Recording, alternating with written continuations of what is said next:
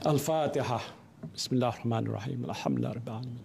Ar-Rahmanir-Rahim. Maliki yaumiddin. Iyyaka na'budu wa iyyaka nasta'in. Ihdinas siratal mustaqim. Siratal ladzina an'amta 'alaihim ghairil maghdubi 'alaihim waladdallin. Amin. Bismillahirrahmanirrahim. Alhamdulillahi rabbil alamin. Hamdan yuwafi ni'amahu wa yukafi mazidah. Ya Rabbana lakal hamdu wa lakal syukru kama yanbaghi li jalali wajhika wa azimi sultanik. Ya Allah, Ya Rahman, Ya Rahim, Engkau ampunilah dosa-dosa kami. Engkau rahmatilah diri kami, keluarga kami dan negara kami. Engkau lindungilah hamba-Mu yang kredit ini daripada segala musibah. Engkau jauhilah diri kami daripada penyakit yang berbahaya dan wabak yang mengancam nyawa. Engkau hindarilah kami daripada balak yang berat dan takdir yang buruk. Ya Allah, Ya Rahman, Ya Rahim, Engkau berilah kekuatan, kecekalan dan kesabaran kepada kami untuk menghadapi dugaan-Mu yang berat ini. Engkau tiupkanlah ketenangan dalam jiwa kami.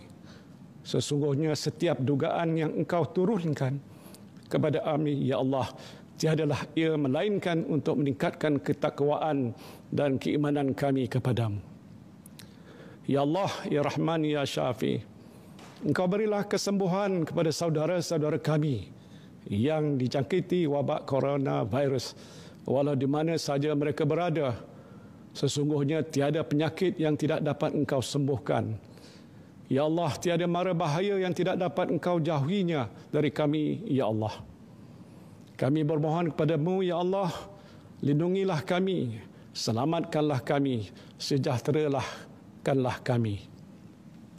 Rabbana zalamna anfusana wa illam taghfir lana wa tarhamna lanakunanna minal khasirin. Rabbana atina fid dunya hasanah wa fil akhirati hasanah wa qina azabannar. Wa sallallahu ala sayyidina Muhammadin wa ala alihi wa sahbihi wa sallam. Walhamdulillahi rabbil alamin.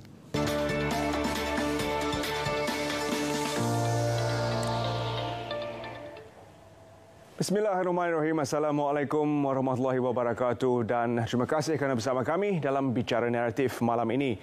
Pada malam ini kita teruskan perbincangan yang mengkhusus kepada new normal. Namun tumpuannya pada malam ini kita fokuskan kepada industri sukan dan juga belia.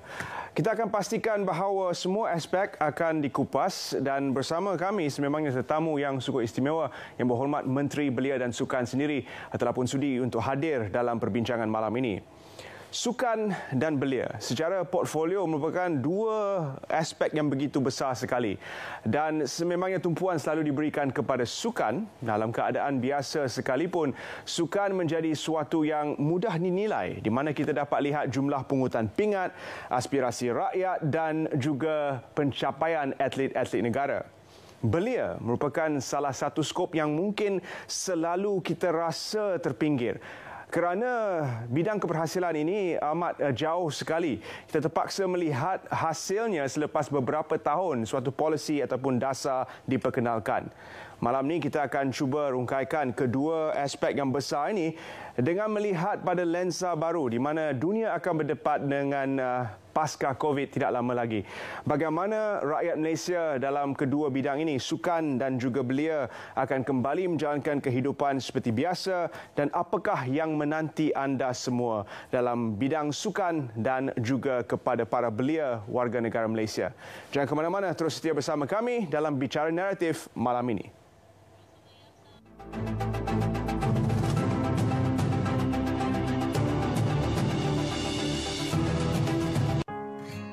Selepas saya lahir, doktor telah berikan saya vaksin BCG dan hepatitis B. Semasa saya 2 bulan, ibu telah membawa saya ke klinik untuk mendapatkan vaksin 5 serangkai. Dos kedua ketika saya 3 bulan dan dos ketiga pada usia 5 bulan. Untuk vaksin MMR pula, saya akan ambil sebanyak 2 kali ketika 9 bulan dan setahun. Bila saya mencecah 18 bulan, ibu jangan lupa untuk dapatkan vaksin booster 5 serangkai saya ya. Seronok rasanya dapat membesar dengan sihat.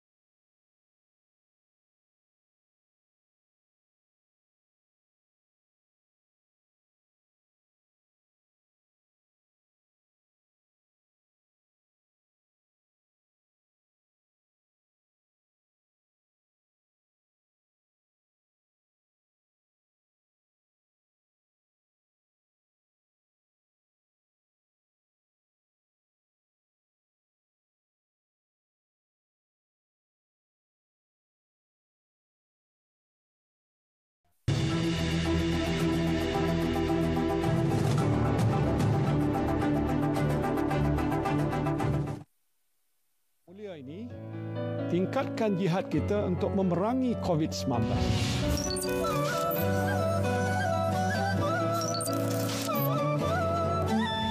Kita masih belum menang dalam perang menentang COVID-19 ini. Tetapi saya yakin insya-Allah kita akan menang. Yang penting ialah jihad dan istiqamah. Jihad dan istiqamah. Dan sempena bulan Ramadan yang mulia ini, tingkatkan jihad kita untuk memerangi COVID-19. Teruslah istiqamah dengan usaha kita ini. Tak mengapalah Ramadan kali ini kita tak dapat pergi ke bazar Ramadan, tak dapat makan nasi biryani, murtabak ataupun juadah kuih-muih yang kita suka. Yang penting kita selamat daripada wabak COVID-19.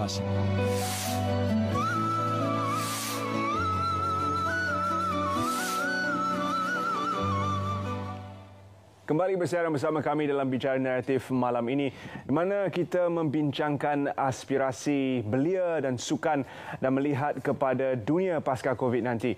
Bersama saya di studio, tetamu istimewa kita malam ini yang berhormat Datuk Seri Rizal American, Menteri Belia dan Sukan. Terima kasih kerana bersama kami malam ini, YB. Terima kasih kerana menjemput saya, Terence. Secara mukadimahnya, YB, kita bincangkan dahulu pendapat dan pandangan yang berhormat tentang dunia pasca COVID ini. New normal yang menanti keseluruhan warga dunia apabila tamatnya perintah-perintah kawalan pergerakan di seluruh dunia dan norma baru yang akan terpaksa kita lalui. Baik, pertama sekali terima kasih kerana atas undangan ke Bicara Naratif ni. Dan saya pun tidak terlalu lewat untuk saya ucapkan selamat puasa kepada Terence. Terima kasih, Abang Wan. Selamat berpuasa. Ya, sama-sama. Dan saya nak mulakan dengan mengungkap apa yang disebut oleh Yang Amat Berhormat Perdana Menteri. Yang Berhormat Perdana Menteri mengatakan bahawa suasana yang kita berdepan ini adalah unprecedented. Kenapa unprecedented? Kerana ia berada di luar jangkaan dan jangkauan tekaan siapa-siapa ataupun mana-mana badan dunia. Kalau di dunia dia ada satu badan ataupun satu laporan yang sentiasa membuat dipanggil World Risk Report. World Risk Report ni dia membuat banyak unjuran dan jangkaan-jangkaan apa yang akan berlaku di dunia. Pada tahun 2020, World Risk Report dilakukan pada 2019. Antara yang disebut yang bakal berdepan dengan risiko atau keadaan dunia dan global ini adalah pertamanya disebut pasal berkaitan dengan extreme weather, cuaca yang melampau, kemudian biodiversity loss, ketirisan dari segi biodiversity, lepas itu dari segi natural disaster, man-made environmental disaster, dan juga ada failure in a climate action. Dan ini semua hakikatnya kalau dilihat berlaku. Sebab itulah kita lihat pada permulaan tahun ini apa yang berlaku di Australia. Ada bushfire yang telah menyebabkan kebakaran yang cukup luas, membakar harta benda yang termusnah hampir berpuluh ribu. Malahan dikatakan membabitkan 10 juta hektar. Terence, 10 juta hektar itu maknanya besar lagi daripada semenanjung Malaysia. Hampir sama saiz dengan semenanjung Malaysia. Lebih besar daripada Korea Selatan. Dikatakan lebih besar daripada Portugal. Ini laporan ditulis.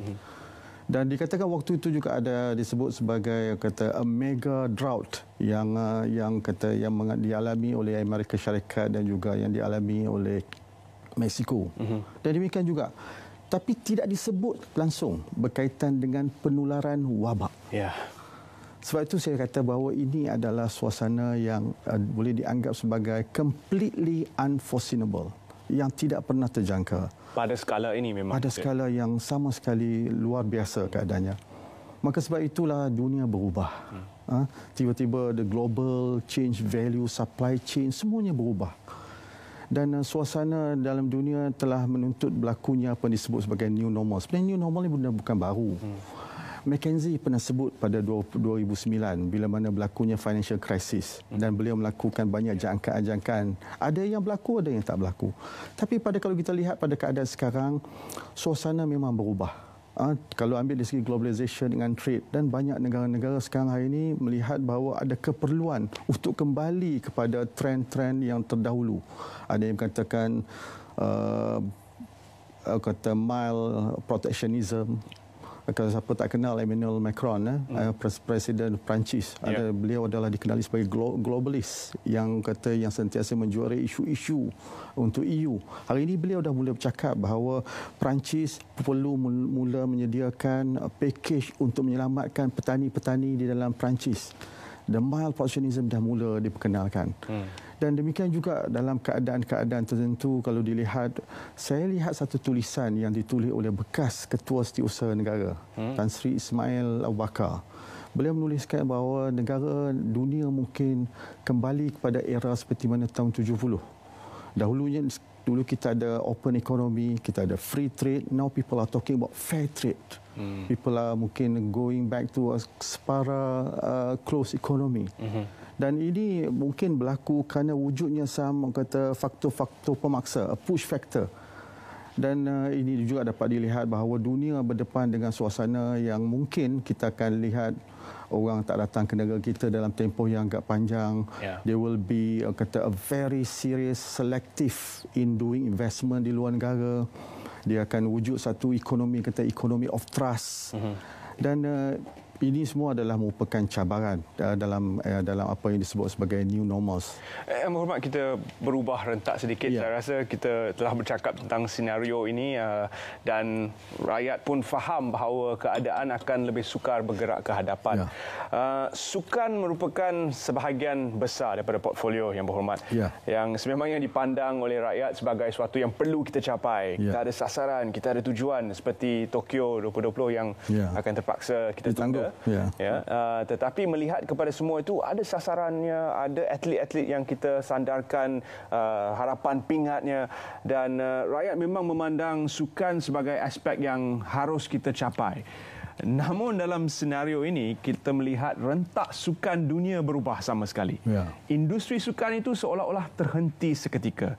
Stadium-stadium yang dulunya dibanjiri oleh para peminat kini akan terpaksa dikosongkan untuk waktu yang terdekat ini, dan semua ini memberi impak kepada ekonomi sukan itu sendiri. Jadi sebagai memulakan perbincangan berkaitan dengan aspirasi sukan, ingin saya sentuh sedikit berkaitan dengan industri persukanan itu sendiri. Pandangan yang berhormat. Ya, sebenarnya COVID-19 ini telah memberi tekanan pada semua industri.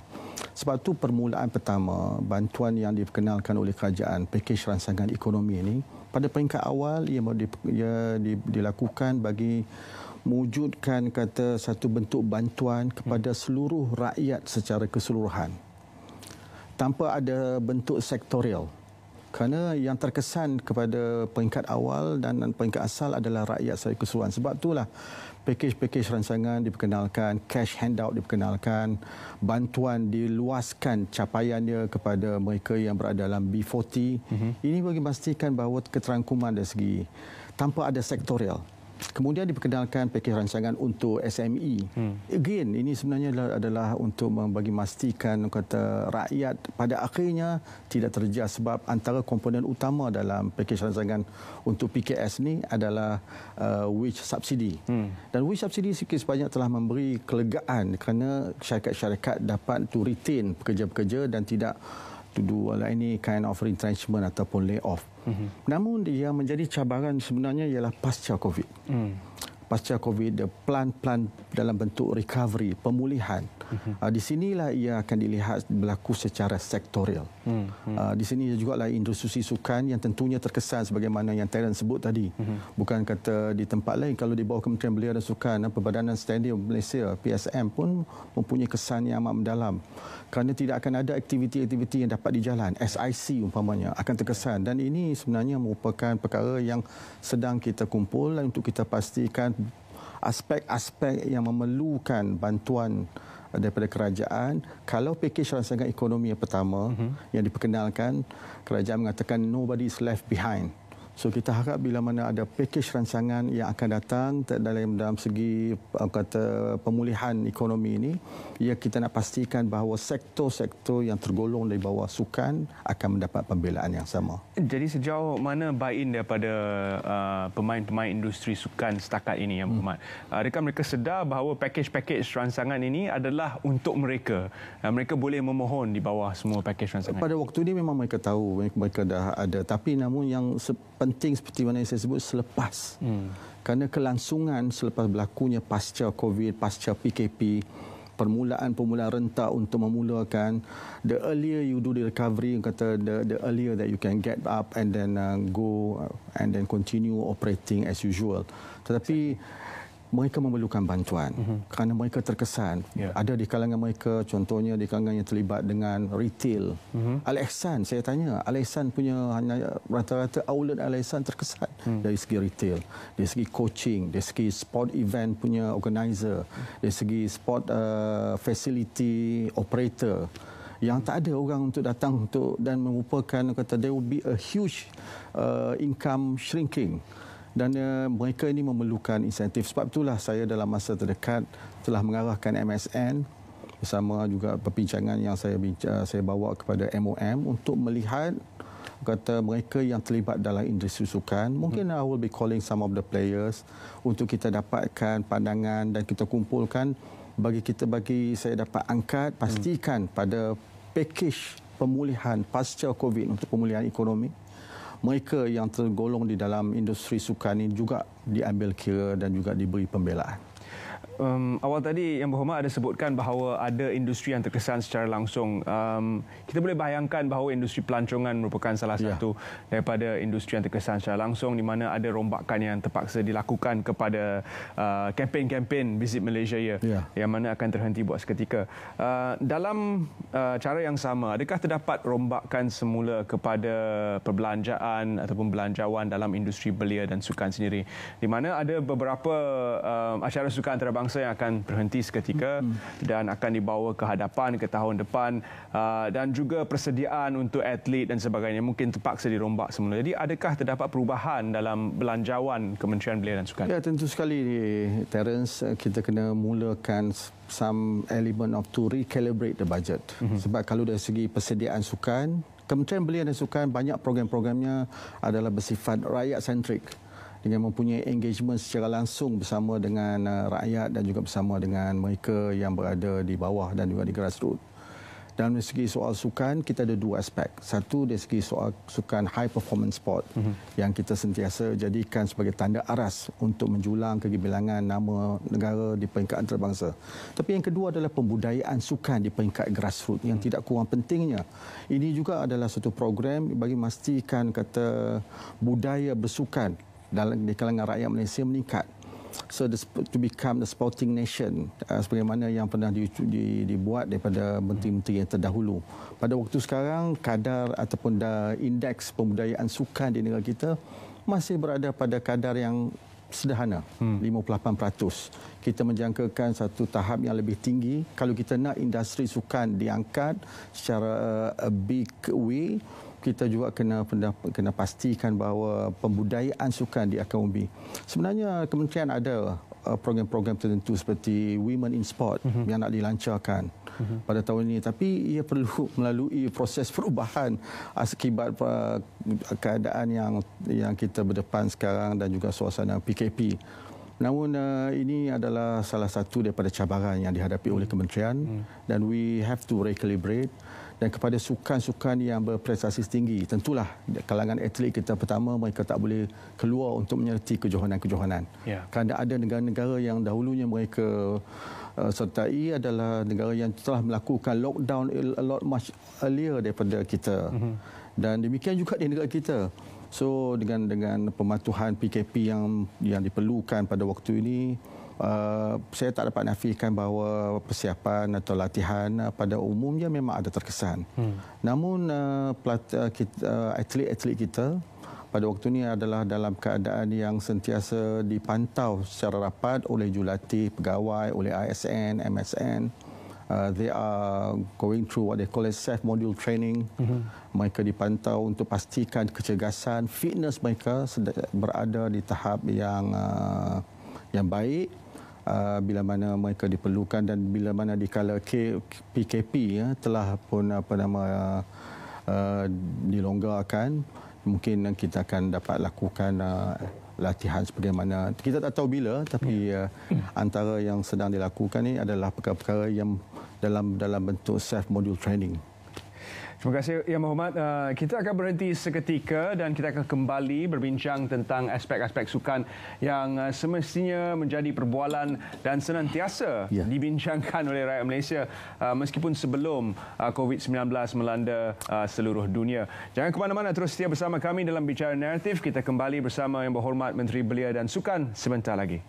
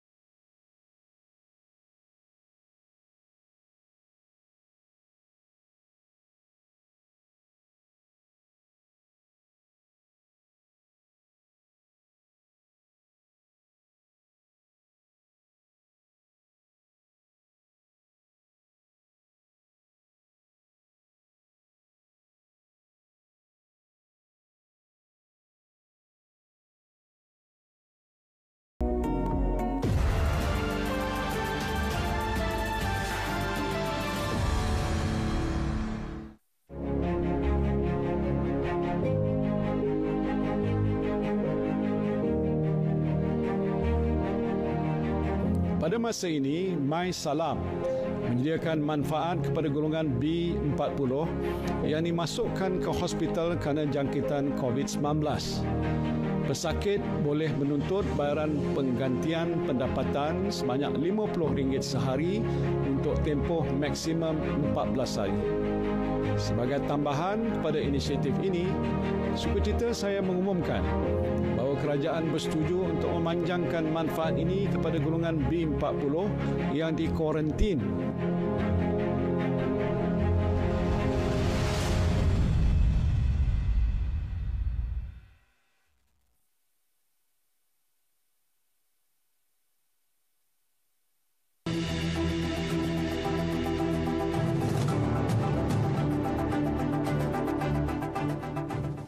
Yang kita ambil hendaklah diteruskan sampai ke satu masa di mana kita yakin wabak COVID-19 dapat dibendung sepenuhnya.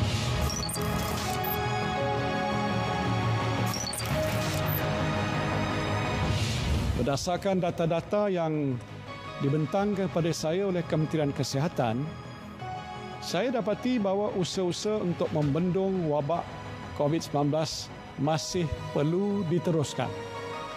Walaupun angka-angka menunjukkan perkembangan yang positif, langkah-langkah yang kita ambil hendaklah diteruskan sampai ke satu masa di mana kita yakin wabak COVID-19 dapat dibendung sepenuhnya. Sehubungan itu, saya ingin mengumumkan bahawa Perintah Kawalan Pergerakan PKP yang dijangka berakhir pada 28 April 2020 akan dilanjutkan untuk tempoh 2 minggu lagi, iaitu sehingga 12 Mei 2020.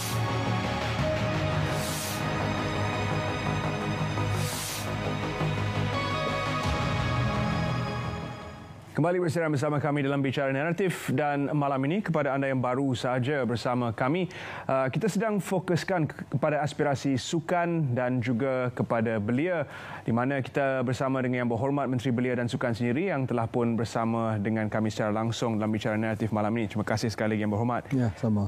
Telah kita bincangkan sedikit sebanyak berkaitan dengan industri sukan dan juga belanjawan Kementerian Belia dan Sukan sendiri. Mungkin kita boleh tumpukan sedikit kepada penggajian atlet dan juga jurulatih. Adakah ia terkesan ataupun tidak dalam usaha kita menangani COVID dan sebagainya? Pada waktu ini tidak ada kesan. Ia diteruskan sebagaimana yang telah pun dirancang.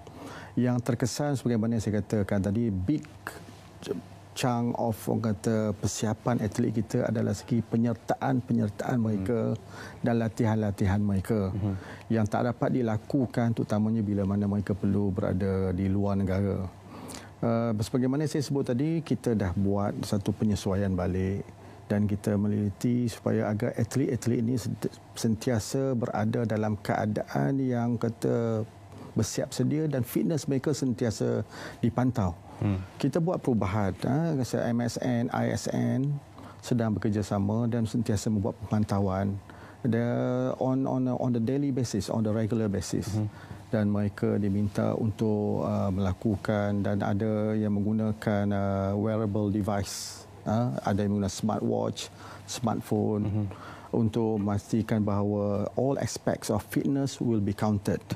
Dari segi heartbeat variability, dari segi berat badan dan sebagainya. So memastikan, dan mereka juga melalui apa ni sebagai ada satu application yang mana athlete management system, yang mereka sentiasa diberi perhatian oleh jurulatih secara terperinci. Bukan itu saja, Terence, aspek-aspek pemakanan, nutrition juga sentiasa dibekalkan, dan kebanyakan mereka dihantar sendiri dengan keperluan-keperluan suplemen untuk mereka terus ambil.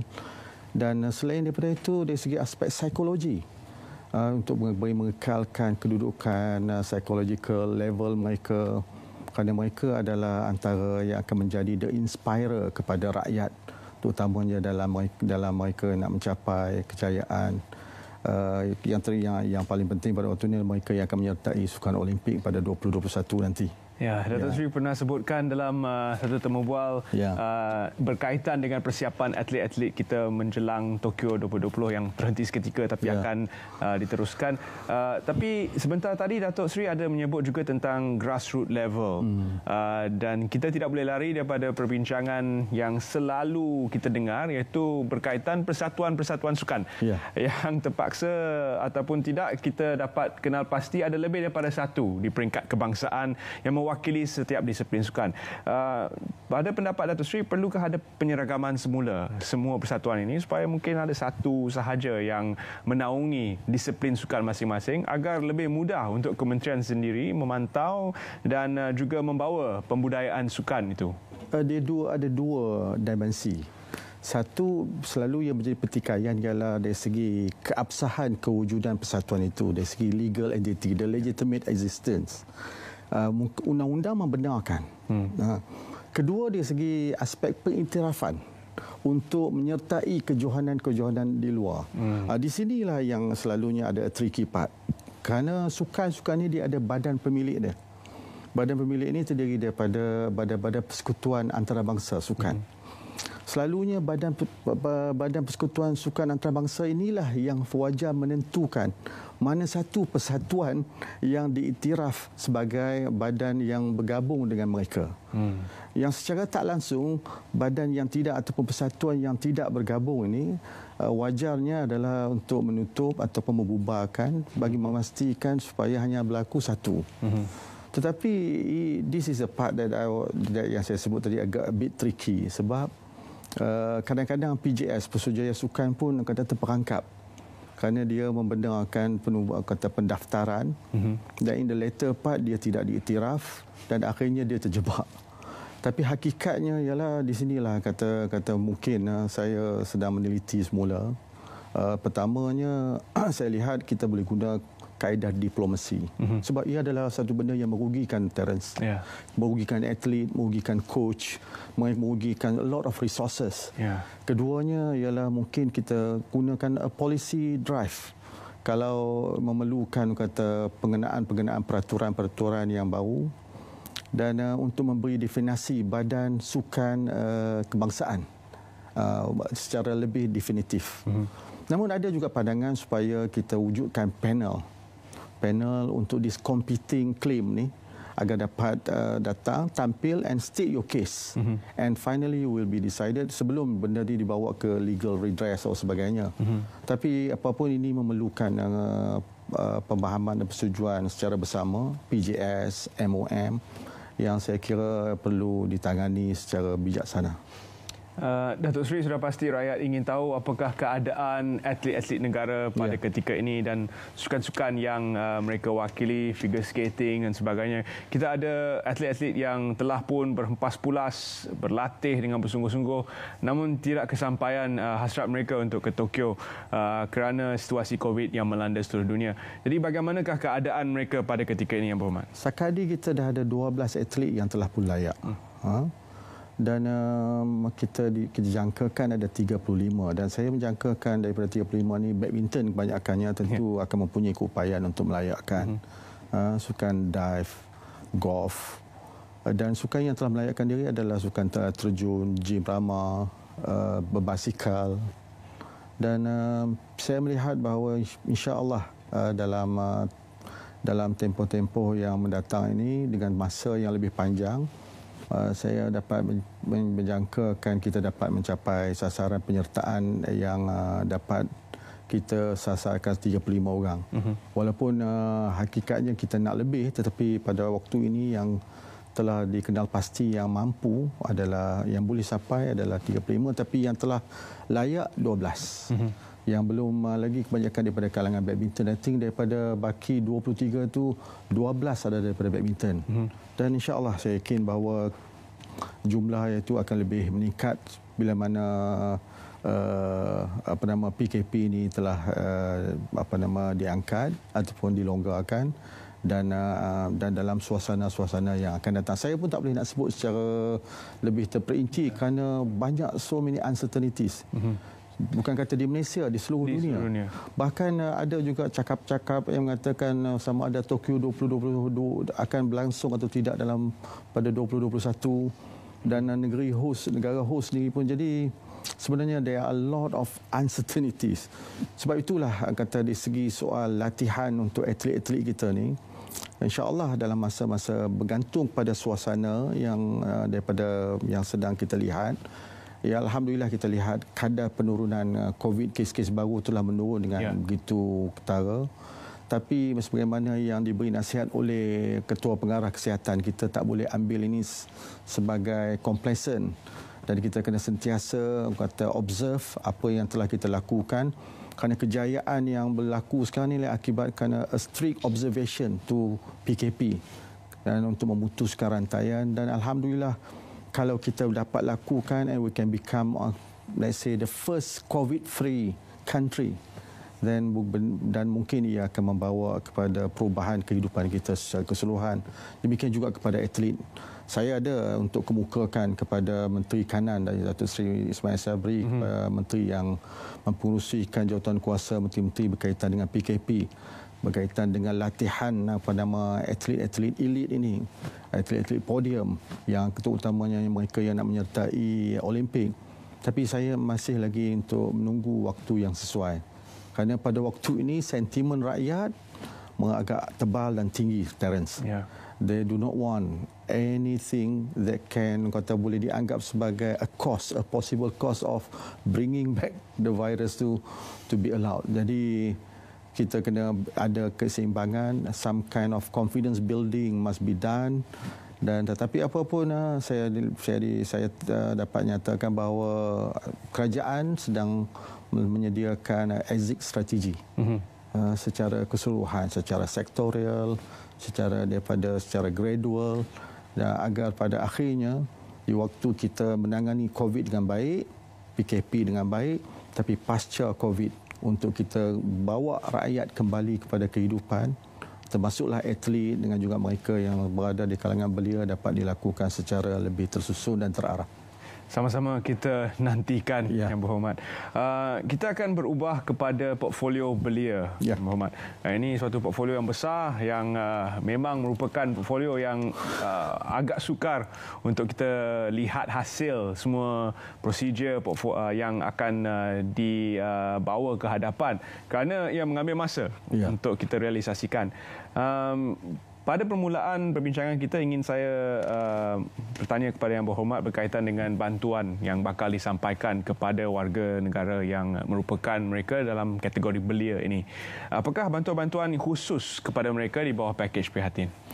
Sebagaimana yang saya sebut peringkat awal, bila mana saya menjawat ataupun diberi tanggungjawab sebagai Menteri Belia dan Sukan, tiba-tiba kita berdepan dengan suasana COVID, kita berdepan dengan PKP.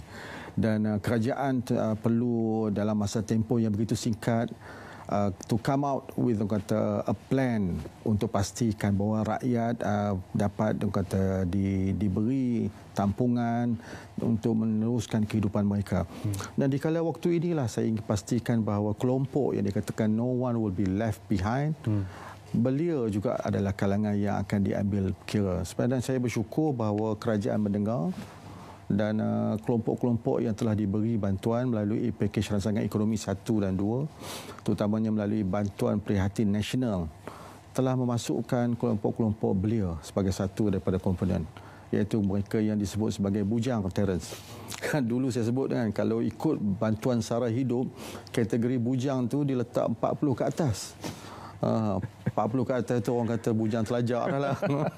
Tapi alhamdulillah dalam bantuan kali ini diletakkan daripada umur 21 ke atas kepada mereka yang mempunyai income 2,000 hingga 2,000 ke bawah diberi 800, manakala mereka yang income mereka daripada 2,000 hingga 4,000 diberi 500 one off. Demikian juga belia yang berkeluarga, ramai belia yang berkeluarga. Mereka mendapat bantuan 1,000 dan juga 1,600 sebagaimana yang didapati dalam kategori berkeluarga. Dan saya dah cuba dapatkan analisa dan angka yang sebenar, daripada 8 juta dikatakan penerima bantuan keseluruhan, hampir 3.8 juta adalah belia. Dan ini adalah satu pengiktirafan pembelaan rakyat kerajaan kepada kelompok belia. And these people are really, mereka yang not left behind.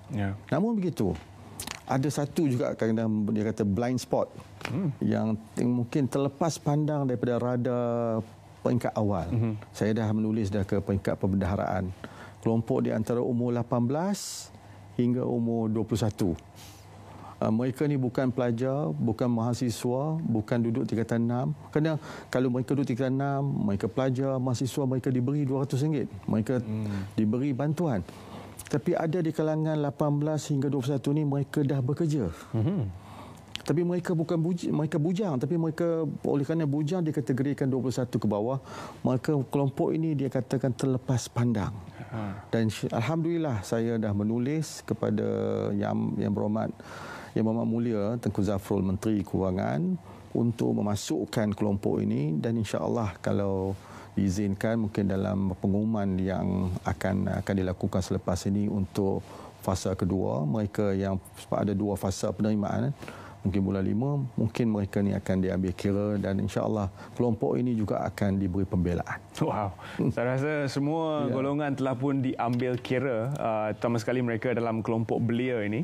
Kita akan kembali membincangkan secara khusus portfolio belia ini, di mana rata-rata belia negara sedang menilai apakah hala tuju kerajaan untuk mereka selepas tamatnya PKP ini, di mana kita akan melihat sama ada mereka ini mempunyai suatu daya pemikiran yang berketahanan untuk mengharungi suatu peringkat yang pasti sukar.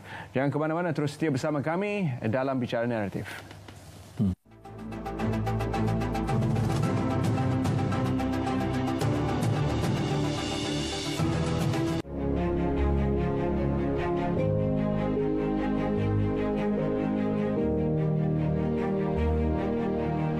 Dalam pakej rangsangan ekonomi yang lepas, kerajaan telah memperuntukkan sebanyak 500 juta ringgit bagi tujuan pemberian diskaun 15% ke atas bil elektrik sektor pelancongan dan 2% bagi sektor komersial, industri, pertanian dan isi rumah di semenanjung Malaysia mulai 1 April 2020. Sebagai tambahan, kerajaan bersama Tenaga Nasional Berhad akan menambah peruntukan sebanyak 530 juta ringgit lagi untuk memberikan diskaun berperingkat antara 15% sehingga 50% mengikut penggunaan kadar elektrik dengan had maksimum 600 kW sebulan. Diskaun 50% ini akan diberikan kepada penggunaan elektrik bawah 200 kW, 25% bagi penggunaan antara 201 sehingga 300 kW dan 15% bagi penggunaan 301 sehingga 600 kW.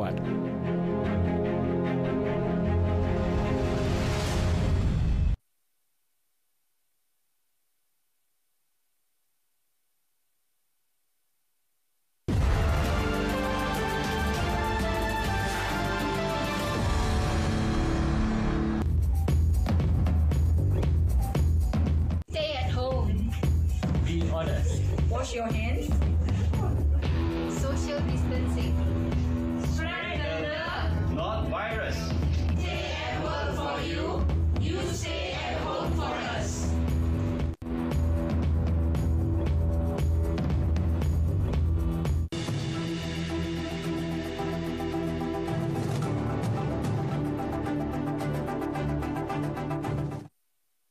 Berada di kampus, insya-Allah dalam tempoh yang tak berapa lama lagi anda semua boleh pulanglah ke pangkuan keluarga masing-masing.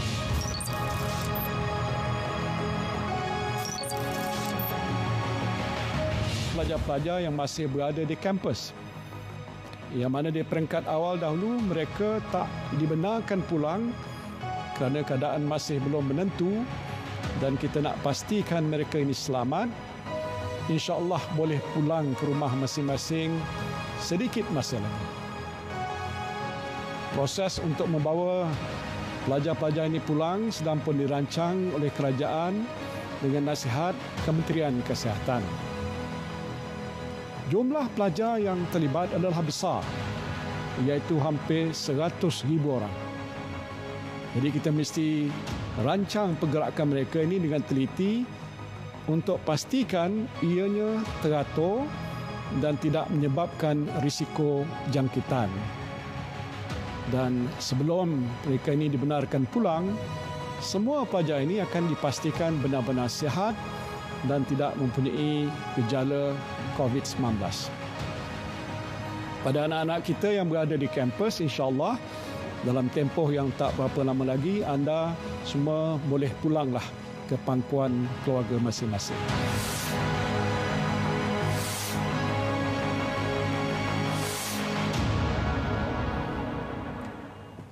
Kembali bersama kami dalam Bicara Naratif dan malam ini kita sedang bincangkan aspirasi belia dan sukan bersama Yang Berhormat Menteri Belia dan Sukan sendiri. Kita telah pun mengkhususkan sedikit sebanyak tentang dunia sukan dan bagaimana ia akan berubah pasca COVID-19. Tetapi kini kita menjurus kepada belia, kumpulan yang cukup besar Yang Berhormat Datuk Seri. Dan sebentar tadi kita bincangkan bantuan yang akan disampaikan kepada mereka menerusi pakej prihatin. Seterusnya pasca COVID, kalau kita melihat di seluruh dunia, isu pengangguran sangat serius. Di Amerika Syarikat sendiri isunya agak tinggi angka-angkanya. Dianggarkan lebih kurang 40 juta rakyat negara itu akan menghadapi situasi di mana mereka tidak mempunyai peluang pekerjaan ataupun terpaksa berhenti bekerja. Di Malaysia, isu pengangguran di kalangan belia bukan baru. Malah Yang Berhormat Datuk Seri sendiri pernah menyebut perlukan buy-in daripada semua industri-industri dan juga kementerian-kementerian lain. Dalam hal ini kita melihat secara logiknya perlu ada kerjasama di antara Kementerian Belia dan Sukan dan Kementerian Sumber Manusia. Kalau kita imbas sejarah sedikit, Yang Berhormat Khairi Jamaluddin satu ketika dulu pernah cuba untuk menangani isu ini dengan roadshow jera-jeraya untuk membantu belia mendapat pekerjaan. Namun dilihat kurang ada kerjasama dengan Kementerian Sumber Manusia. Pada ketika itu Datuk Richard Riot memegang portfolio itu. Dan kalau kita melihat kepada Yang Berhormat Said Saddiq dan Yang Berhormat Kula Segaran juga tidak ada kerjasama ataupun sinergi antara dua menteri itu. Dan kini Yang Berhormat Datuk Seri sendiri mempunyai seorang Menteri Belia dan Sukan yang pernah Timbalan Menteri Belia dan Sukan yang kini adalah Menteri Sumber Manusia. Jadi mungkin ada sinergi di situ yang mana kita menantikan kerjasama di antara Kementerian Belia dan Sukan dan Kementerian Sumber Manusia. Ya. Kebetulan besok saya akan ada perjumpaan dengan Yang Berhormat Datuk Saravanan di Kementerian Belia untuk membincangkan perkara ini. Memang sebagaimana yang disebut oleh Terence itu betul bahawa isu ini adalah isu yang bersifat rentas kerana aspek unemployment di kalangan belia ini adalah perkara yang akan jatuh di bawah bidang dan kawal seliaan saya. Tapi hakikat penyediaan, the executing ministry will fall under Kementerian Sumber Manusia. Sebab itu di peringkat kabinet kita telah ditubuhkan dalam kerajaan oleh kerajaan yang lalu, iaitu jawatan kuasa kabinet penyediaan kerja untuk anak muda. Namun meeting has never convened, tak pernah ada mesyuarat, dan saya melihat itulah sebabnya antara saya ingin berjumpa dengan Kementerian Sumber Manusia untuk melihat aspek yang berkaitan dengan unemployment. Sebab apa yang disebut oleh Terence benar, bahawa sudah ada jangkaan dan sudah ada data-data dapatan-dapatan daripada laporan-laporan MIER, DOSAM, ILO yang akan menyatakan bahawa akan berlaku the job loss ataupun retrenchment, unemployment rate, Bank Negara kata akan meningkat sehingga 4%, barangkali mungkin lebih daripada itu. Jumlah yang disebut oleh MIER, Malaysia Institute of Economic Research, menganggarkan mungkin berlega dalam sekitar di antara 500 ke 1.5 juta. Ini sebenarnya adalah angka-angka yang memberi perasaan yang membimbangkan kita. Dan namun perancangan yang sedang kita lakukan adalah pada waktu ini adalah untuk melihat pertamanya ialah dalam suasana kita berdepan dengan pasca COVID, bukan kata Malaysia, seluruh dunia. Sebagaimana saya sebut pada peringkat permulaan akan berlaku satu anjakan. Anjakan pertama dia akan berlaku proses-proses yang kata tadi mild protectionism. Berlaku proses yang kata localization. Sebab itu saya melihat pada job localization is very important. Saya dapat laporan bahawa ada julat kerja-kerja yang berada di antara gaji 3,000 hingga 10,000. Jumlah dia banyak, 150,000. Tapi diisi oleh mereka daripada kalangan pekerja-pekerja asing. Bukan dari kalangan mereka yang berskill rendah. Agak biasa kalau kita dengar mereka yang mengisi di sektor peladangan, sektor pembinaan. Tapi ada juga sejumlah pekerjaan yang boleh rightfully can be filled up by the Malaysian. Sebab tu saya fikir bahawa ada keperluan untuk melihat secara holistik dan jawatan kuasa kabinet yang dipengungsikan oleh Yang Amat Berhormat Perdana Menteri, yang mana sekretariatnya dua, KSM dengan KBS, boleh merencanakan satu bentuk rancangan untuk melihat satu bentuk dasar pengarahan yang lebih baru. Local Malaysianization. Kalau di Saudi pun dah ada Saudinization, Singapura pun ada pelaku. Dan saya rasa di seluruh negara dunia akan mula melakukan perkara yang sama. Dan saya rasa dalam soal recovery kita tak boleh tertinggal dalam melihat dasar untuk Malaysianization, job localization. Kalau Terence tengok kadang-kadang dalam sektor-sektor IT umpamanya, are we saying that we don't have enough Malaysian? Kalau dalam sektor peladangan, dulu dikatakan 3D lah, dirty, difficult and dangerous. Tapi soal IT, sampai ada berbelas ribu. So saya fikir the job localization ni salah satu. Keduanya, Khazanah Research Institute. Saya panggil mereka yang melakukan research, berjumpa dengan saya untuk melihat. Mereka mencadangkan untuk mewujudkan apa yang disebut, instead of wujud the creation of employment, tapi you create employment experience. Supaya di kalangan geradang-geradang kita dapat menyertai skim-skim perantisan. Saya sebut kalau boleh kita nak wujudkan skim perantisan nasional. Kita nak widenkan. Dulu kita ada skim latihan satu Malaysia, skim latihan dual nasional. Tapi mungkin kemudian diganti dengan Protege. Dan skim perantisan ini boleh diluaskan lantai penyertaannya oleh belia, dan ini bukan boleh menjadikan kata salah satu daripada cushion agar kata soal pengangguran ini dapat kita tangani melalui skim perantisan. Demikian juga upskilling, reskilling, dan satu lagi yang paling penting adalah cross skilling. Dalam pasca Covid, mengikut laporan ILO, mereka yang menyertai atau mereka yang mengambil bidang-bidang yang dipanggil sebagai occupation specific juga akan berdepan dengan kata risiko.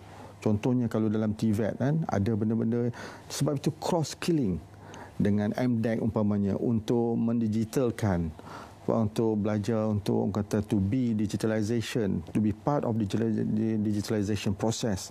Ini akan memungkinkan marketability, keboleh pasaran mereka akan jadi jauh lebih tingkat. Dan saya tak nafikan juga mereka yang melalui latihan-latihan untuk cross-skilling, upskilling ni dalam gig industry, dalam freelancing. Ini semua ni di kalangan anak-anak muda. Mereka ni pula terdedah dengan tak ada social safety net.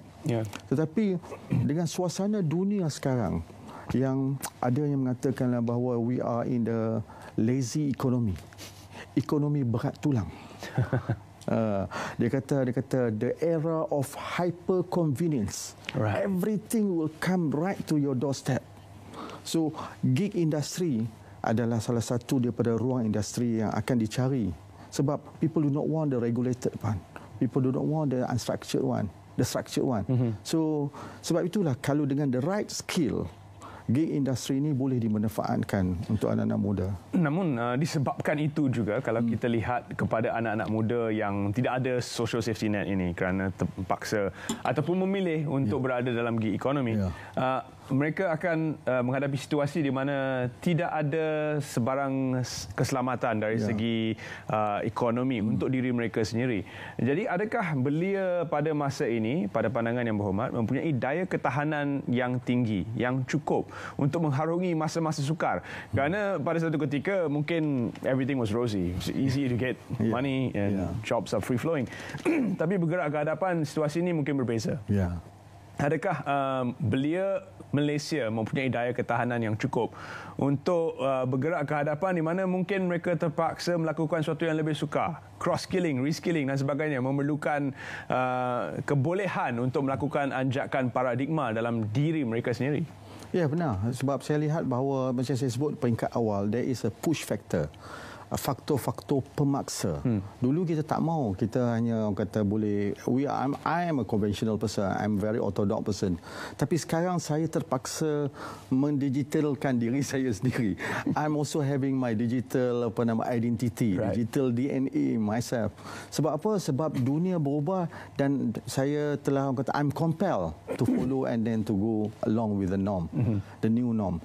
Dan demikian juga kata dari segi anak-anak muda. Saya sebut sebelum ini kan bahawa perkara ini selalunya datang dan terzahir bila mana kita melalui ujian.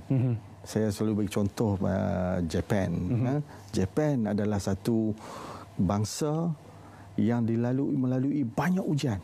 Apa yang tak ada pada Japan? Semua bentuk calamity existed ataupun happen berlaku di Japan. Dia ada kata gempa bumi, typhoon, tsunami, apa lagi? Eruption dan bombing of Hiroshima. So Japanese, history has witnessed Japanese kata terkorban dalam jumlah bukan sedikit, bukan ribuan, bukan puluhan, malah ratusan ribuan, barangkali jutaan. Tetapi every time that they go through all this, they come out to be a stronger nation. They come out to be a more united nation. Sebab tu saya sebut dulu, dia ada satu pepatah kata, jatuh 7 kali, bangun 8 kali. Gambate, fight on. Kan? That's what is the kata istilah yang ini adalah salah satu daripada yang disebut. Ada orang sebut kita kena ada IQ, EQ, SQ, intelligent quotient, emotional quotient, and spiritual quotient. Tapi ada satu buku yang menuliskan kita di kalangan mereka yang perlu ada resilient ni adalah mereka yang mempunyai adversity quotient, kemampuan untuk berdepan dengan suasana-suasana sukar dan become a stronger person. Anak-anak muda Malaysia selalu inginkan suara mereka didengar dan sebab itu dilaungkan oleh menteri sebelum ini youth power dan sebagainya. Beliau adalah seorang yang muda yang dikatakan mewakili suara anak muda di dalam kabinet. Tapi dalam kabinet sekarang ini yang berhormat Datuk Seri, kita melihat terdapat 5 orang yang pernah memegang portfolio menteri belia dan sukan. Adakah cukup suara-suara mereka yang pernah memegang portfolio ini di dalam kabinet untuk membawa suara anak muda itu? Well, actually I'm blessed. Saya rasa lebih mudah kerana bila mana saya nak bawa isu-isu yang berkait dengan isu belia dan anak muda. Di dalam kabinet ada 5 yang pernah jadi menteri belia dan sukan. Perdana Menteri sendiri pernah jadi menteri belia dan sukan. Menteri Kanan Ismail Sabri pernah jadi menteri belia dan sukan. Tan Sri Anwar Musa pernah jadi menteri belia dan sukan. Bahkan beliaulah yang memulakan kempen untuk Sukan Commonwealth 98. Khairi Jamaluddin dan juga saudara Datuk Seri Syamuddin. 5. Malahan kebanyakan mereka ada kata perjuangan-perjuangan tersendiri. Saudara Khairi dengan perjuangan podium dia, dengan Fit Malaysia dia. Tan Sri Mahyudin kalau diingat permulaan rakan muda yang betul-betul yang membugarkan rakan muda adalah di zaman Tan Sri Mahyudin. So tentu sekali lah bila isu belia dibawa bukanlah sukar untuk mereka memahami. Sebab itulah bila perkara yang saya minta dalam 1-2 mesyuarat peringkat permulaan, saya menerima kata dengan mudah. Bukan itu saja, ada 2 lagi. Seorang menteri sini, Menteri Komunikasi, bekas Presiden Majlis Belia Malaysia, Menteri Komunikasi dan Multimedia, Datuk Seri Saifuddin Abdullah, dan juga Datuk Dr. Samsul Anwar Nasarah. Maknanya ada lebih kurang kalau campur pasal 8 orang. Mereka yang boleh dikatakan a friendly cabinet member, a youth friendly cabinet member. Saya tak katakan yang lain tak, tapi yang lain adalah mereka yang tidak pernah memegang portfolio. Tapi hakikatnya isu belia ni adalah isu yang sebenarnya mendapat tempat oleh semua rakan-rakan kabinet dalam kabinet Jemaah Kabinet Malaysia. Saya rasa selepas ini di Twitter pasti Yang Berhormat Datuk Seri akan mendapat banyak soalan-soalan tambahan, bukan daripada saya tapi daripada warga belia Malaysia yang sudah pun melihat Yang Berhormat Datuk Seri bersedia untuk mendengar suara-suara mereka. Jadi dipersilakan, Datuk Seri sendiri sudah pun mempunyai digital presence dan kita akan terpaksa berakhir di sini kerana kesuntukan masa. Namun terima kasih kita ucapkan kepada Yang Berhormat Datuk Seri kerana sudi bersama kami membincangkan aspirasi belia dan sukan negara dalam dunia pasca COVID-19. Terima kasih sekali lagi. Terima kasih Terence. Mudah-mudahan saya dijemput lagi sekali ke sini dengan keterbatasan masa. Banyak benda saya nak cerita juga pasal dengan belia. Mungkin kita boleh khususkan sukan, belia, 2 topik yang berlainan. Dengan itu kita ucapkan terima kasih kepada semua penonton Bicara Naratif. Terima kasih kerana telah setia bersama dengan kami. Jangan lupa untuk terus ikuti paparan-paparan terkini melalui RTM dan stay home, stay safe. Kita jumpa lagi.